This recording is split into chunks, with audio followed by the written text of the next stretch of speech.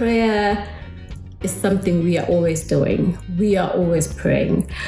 The words we speak, the thoughts we have, the actions we take, the emotions we feel are living prayer.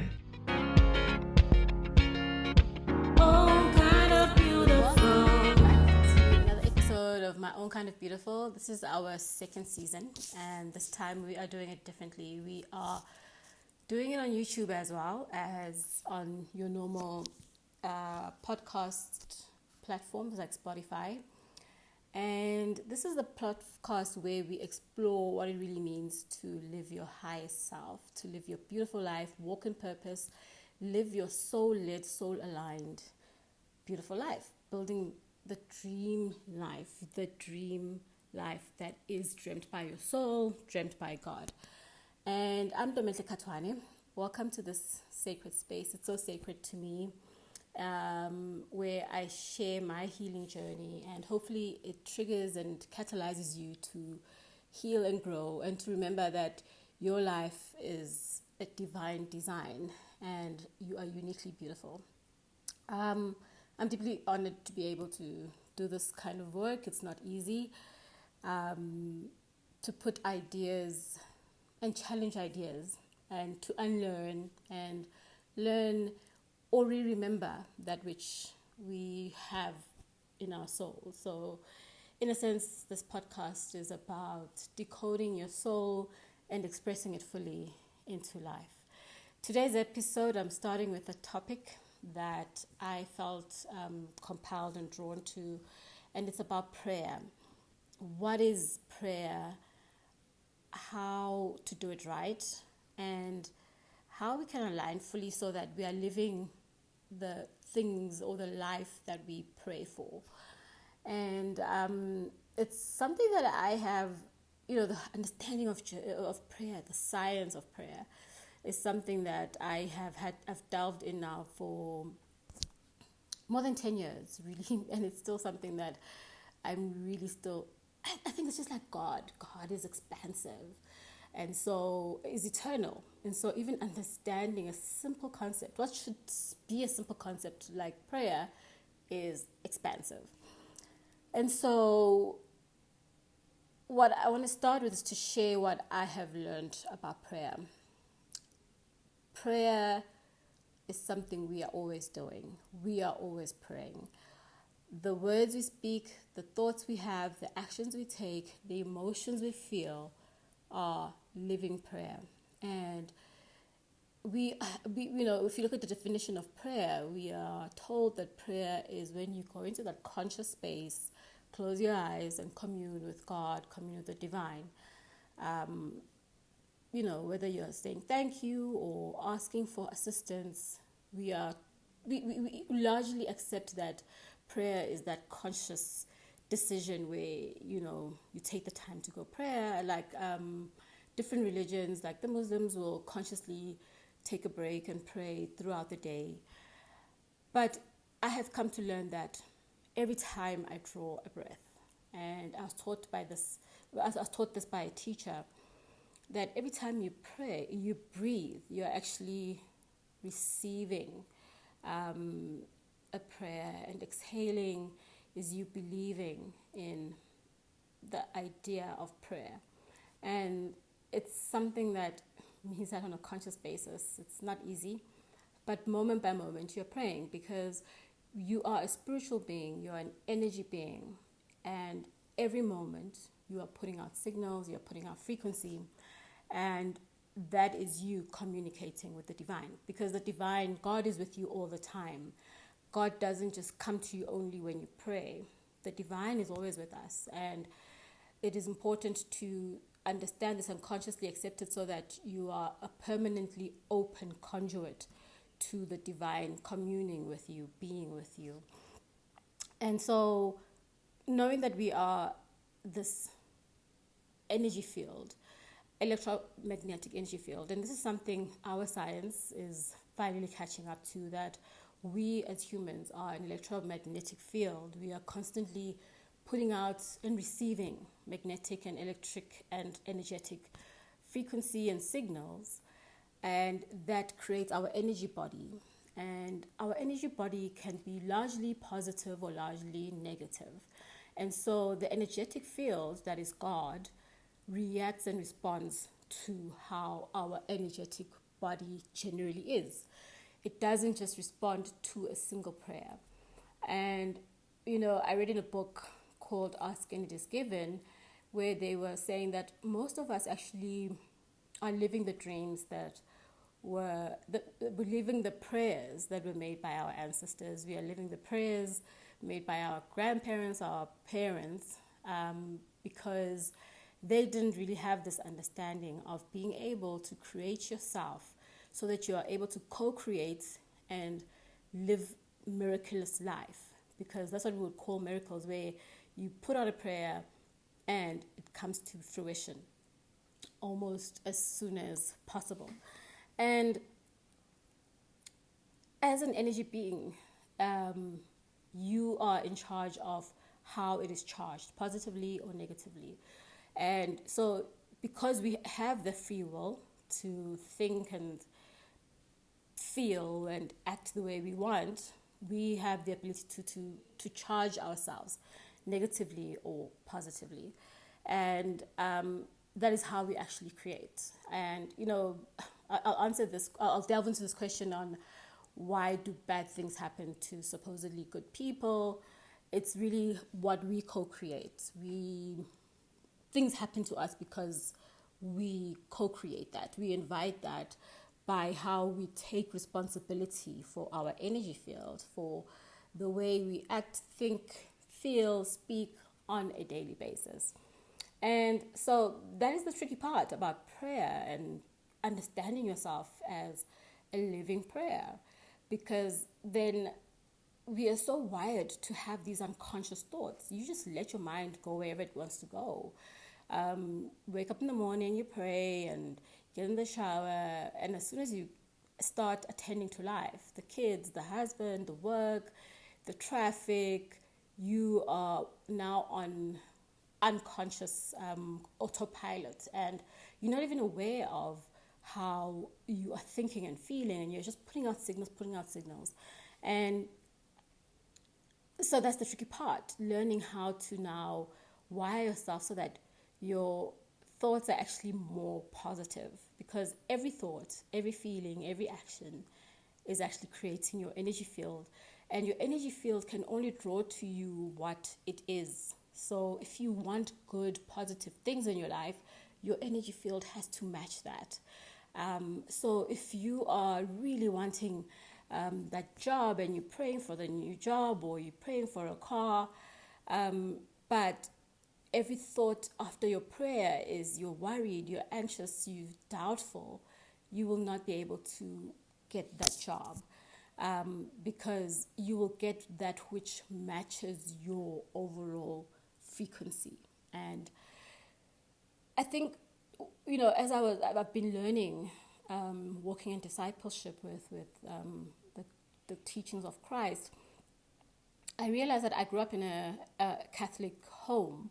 And as a child, I went to catechism classes, I went to communion classes, and the blueprint was sort of like instilled in me in a very young age that God is actually something far. It's not something that's easy for me to communicate with, to commune with. And even when I was to pray at home, I had to follow the prayers of, in the different books that they give you.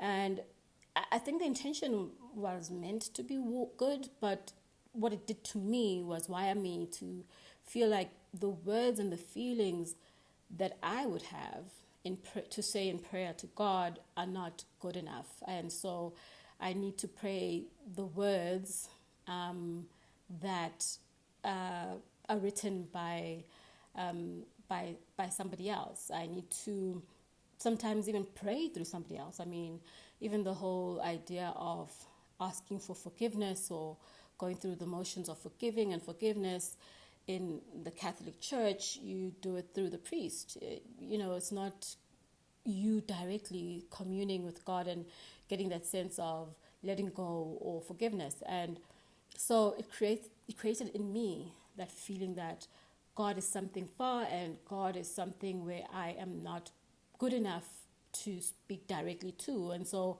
I never learned to form a relationship in which every moment I'm speaking to him like I do now. Now I'm always in communion with God and the divine.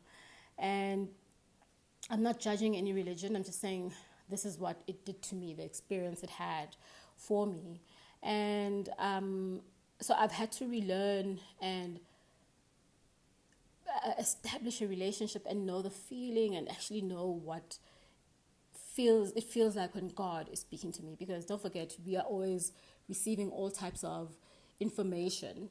And sometimes if you don't know the feeling of God, the voice of God in you, you can mistake many other signals or voices thinking that they are God, but they are not God. So it's something that, you have to cultivate over time and come to know that. And so even as a parent now, I am teaching my kids very early on to establish the relationship with God, to know what God feels like to them.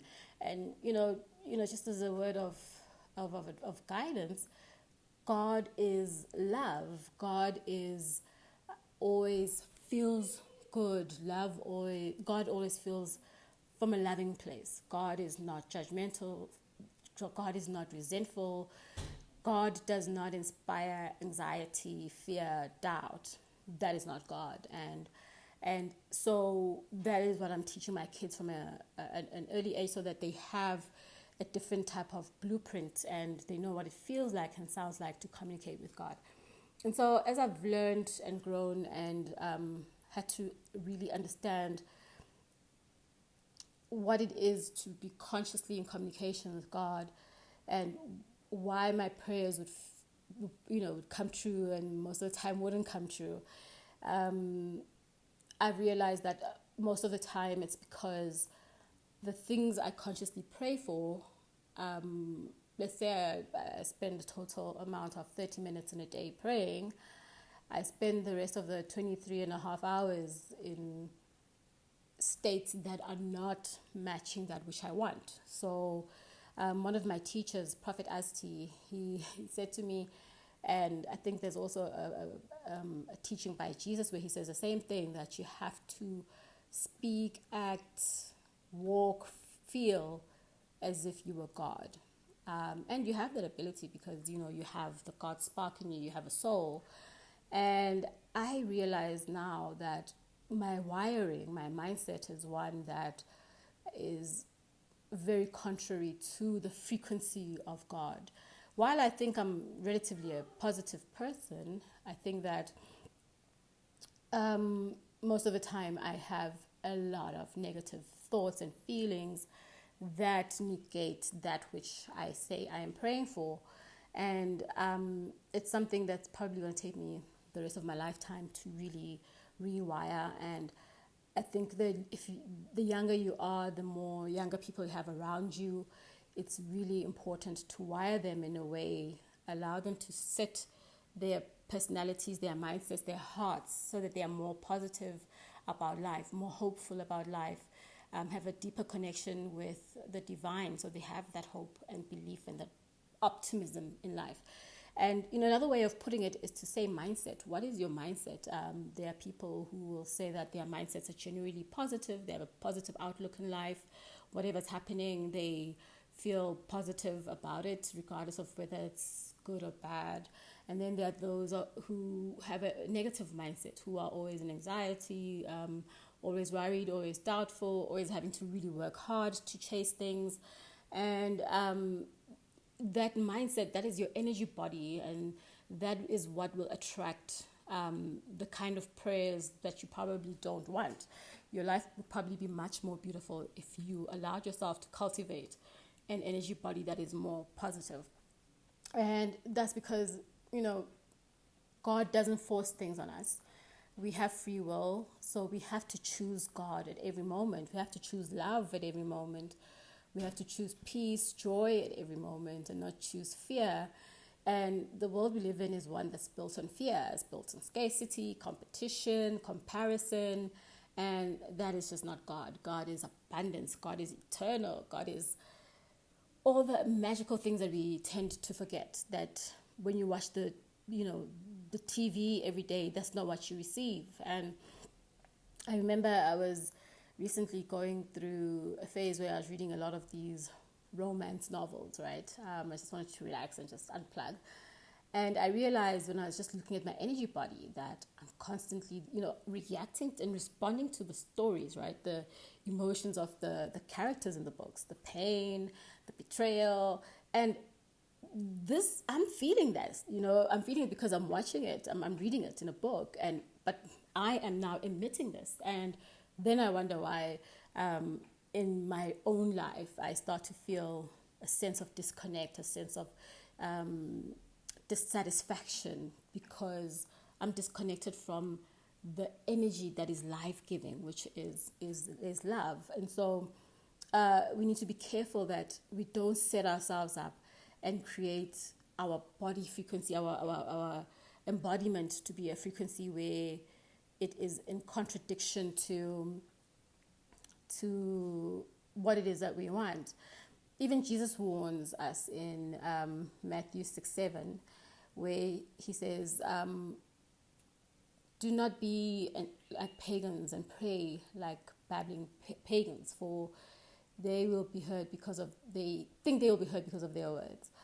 And it's not about how loud you pray, or how loud you pray in church, or how loud you pray, or how many times you have attend prayer meetings, or group prayers. It's about your intimacy and authenticity with God every moment. And so, one of the verses I like is where Jesus tells us about ask and it will be given to you, seek and you will find, knock and the door will be open. This is somewhere in Luke. And it is about that consistent, persistent asking and believing that you are that. And believing isn't just a belief, the thought where you just believe it just this one time. It has to be you believing it all the time. So in how you speak, how you walk. When you look at the life of Jesus, you're like blown away at how he lived those kind of teachings. He lived love, He saw everyone and spoke to everyone as if they were God, because that's how the mind of God is how the mind of love is. The mind of love loves everything and everyone, and everything about everyone, doesn't judge. And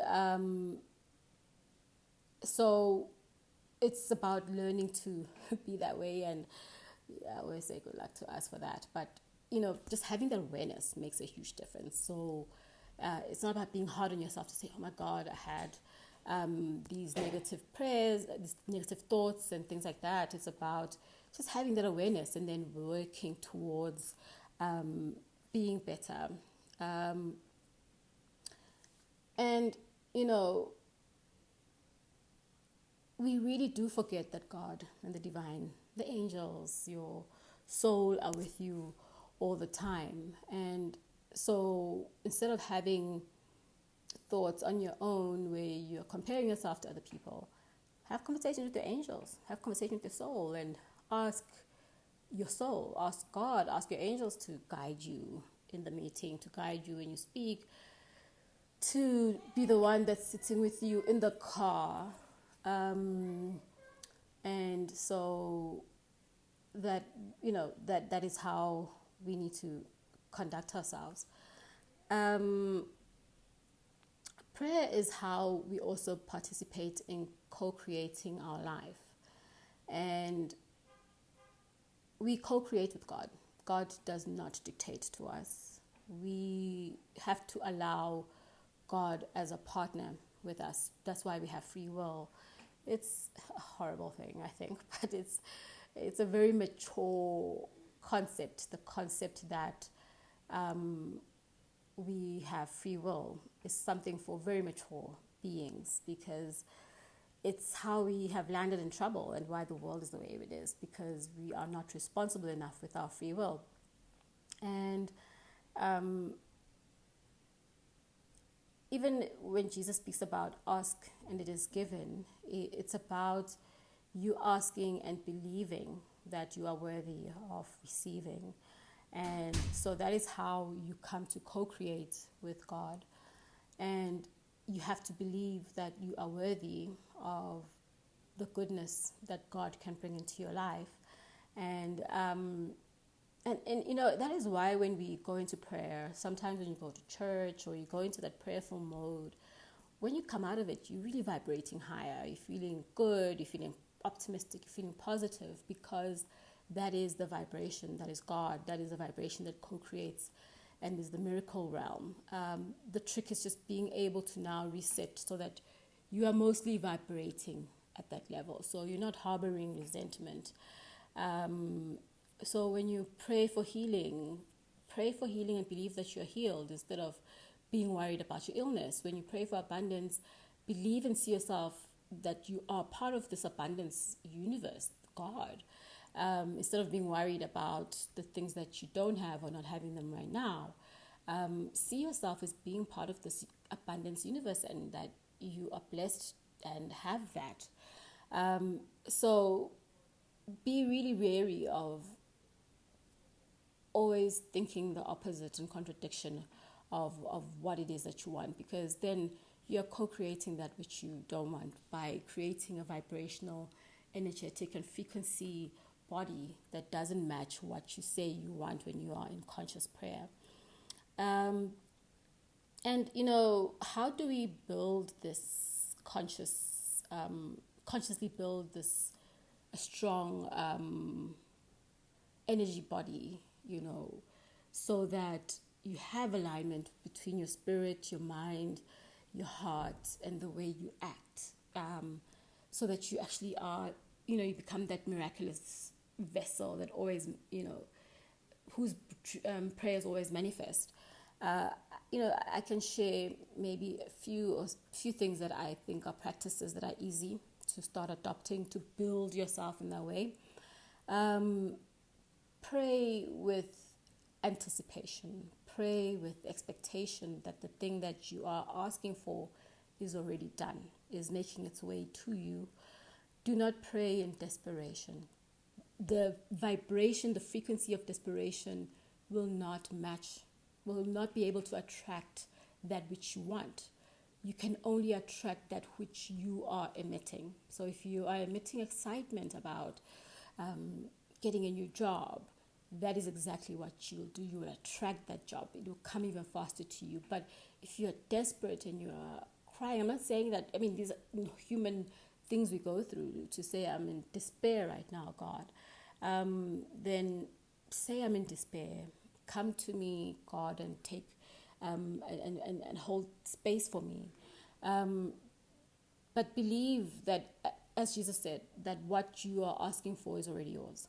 That is how God will be able to respond and give you what it is you want. But if you have doubt and you have anxiety, the next moment you're out of prayer, you are contradicting yourself. So when you pray, feel the vibration of what it's like to have that. Imagine yourself, see yourself having the car, see yourself having the job, see yourself having the family you want. That way you'll be creating that vibration in your body.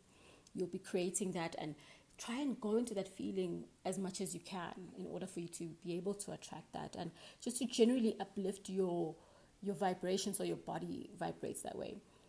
So it also means praying with the end in mind. Pray from having the job, seeing yourself in that. So it really does take that. You cannot get that which you cannot see yourself having. You will not be able to get a car if you don't see yourself in it. So you have to pray. And so do exercises where you see yourself and feel yourself in that experience that you want for yourself. And if anything, one exercise that I know that really uplifts our vibration is just gratitude. It's just learning to be grateful for every small thing, even if it's 3 things you feel you are grateful for. The fact that you woke up, and the fact that you have food, the fact that you have electricity. Those are things to be grateful for. When you start going to that feeling of gratitude, gratitude is like the baseline of the God vibration that brings the things you want to you. So find a way. I know we don't like going into the journaling experience. A lot of us don't do it. Even if you can't in your mind before you sleep or before you go into prayer, find yourself being grateful for those things that you take for granted. Being grateful for the things that you want to change. Being grateful if you live in a one room and you really you want and you're praying for a 3-bedroom home. Find yourself being very grateful for that one room you have. And it's not about comparing yourself to other people. It's just you being grateful. Don't go into comparison, because comparison is a horrible negative energy as well. And be grateful for the things that are coming. Be grateful, but be grateful as if they are there already. Be grateful for the 3-bedroom house. Be grateful for the car, and gratitude is it's a very strong feeling that's easy for us to tap into. So find yourself going into exercises of gratitude, and pay attention to the thoughts you have. I once did an exercise in a program I attended where they gave us a clicker, where the exercise was for a month every day. Hit the clicker for every negative thought you become aware of. So if in my mind I walked into an elevator and someone bumped into me and I cursed them in my mind, I click. Whenever you're annoyed that someone's driving slow in front of you, you click. Whenever you feel triggered by your young child, you click. I was amazed how many thousands of clicks I'd have at the end of every day. And that just brought the awareness of how little I control my mind, meaning how irresponsible I am with my energy. I'm very irresponsible.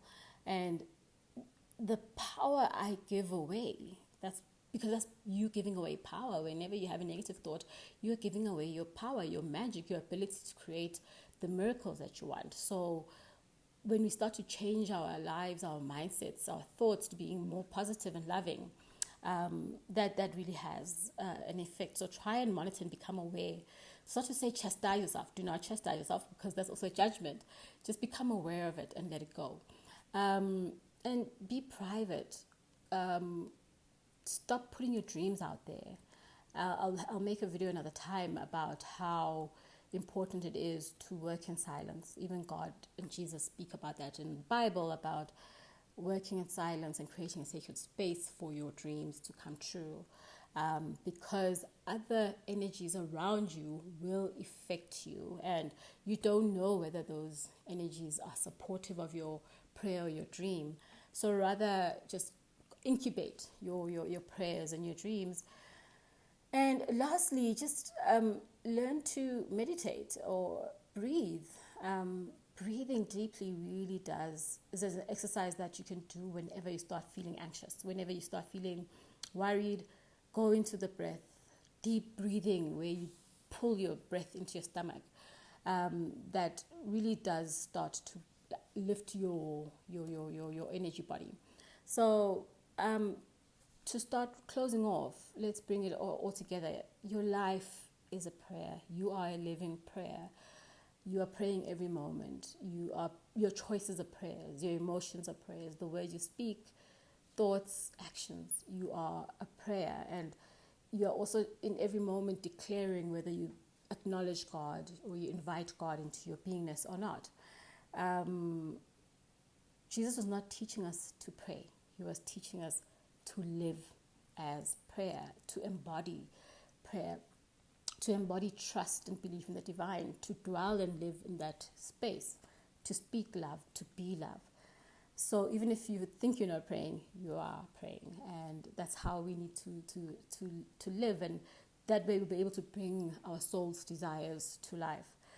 And that's why it's important to cultivate really strong spiritual practices that will help you to lift your energy body, whether it's through reading scripture, silence, meditation, prayer. It helps you to cultivate that habit, that way of being, so that your autopilot setting is one of being of love, of being prayerful. And really, that's the foundation of creating your beautiful life and bringing out your own kind of beautiful to the world, bringing your soul, So I want to leave you with another truth I know, is that you are heard, you are seen, your prayers are never lost. They are never lost. But we often contradict it. But God is with you all the time. The divine is working. They are rooting for you all the time. They want to see your dreams, and good prayers come to life, and, good prayers often will come to fruition faster. And you are a vessel. You are a co-creator. You carry God energy. You carry God intelligence. And so you really are a powerful being. And so create your life to become a sanctuary so that your mind and heart and your breath is a place where God is truly expressing at every moment. A beautiful life, living your own kind of beautiful, really starts with living consciously, in faith, in belief, and in conscious prayer. Thank you so much for joining me in the sacred moment. And if this episode spoke to you, please do share the episode with someone that you love, and leave a review about this podcast, and ask questions and give ideas or suggestions on what you want us to speak on again. And until next time, stay conscious, stay connected, stay beautiful, stay expressing yourself beautifully. You are beautiful. You are your own kind of beautiful. You are God, and you are loved. See you next time.